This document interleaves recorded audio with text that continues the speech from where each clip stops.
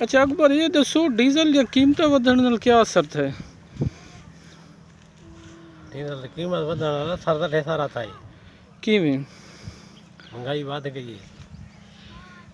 अच्छा फसलों के उत्ते क्या खर्चा वधिया क्या था? खर्चा तो वध गया फसलों का। किवें मतलब अगे कितना है हुण कितना? आधी अद्धा फर्क पै गया हुण। अच्छा ते डीजल हुण इत्थां किवें मिलदा पिया? 136।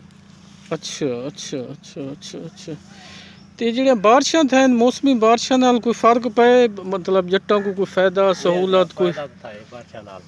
अच्छा बारिशां नाल ढेर सारा फायदा थी गए। अच्छा इत्थां मतलब केह्ड़ी फसलां ज़्यादा काश्त कीतियां वञन? तिल इन फुट्टी घट है, तिल ज़्यादा है। फुट्टी क्यों घट है?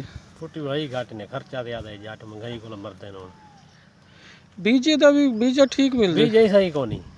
अच्छा अच्छा जेड़ा ऊणिया कने नीठे कच्चा थिया कने जक्या। ये महकमा ज़राअत वाले भी कोई आंदन द्वारे को कितें भुल्ले चुके जे? कोई ना। अच्छा अच्छा अच्छा अच्छा हुकूमत को क्या आखसो इमरान खान को क्या करे जट्टां की? क्या करे महंगाई तो ज़्यादा है, घटावे। अच्छा अच्छा अच्छा चलो ये बाग किवें है सादा? बाग ठीक है। अच्छा अच्छा चलो ठीक है बाग बेहतरीन है। मेहरबानी।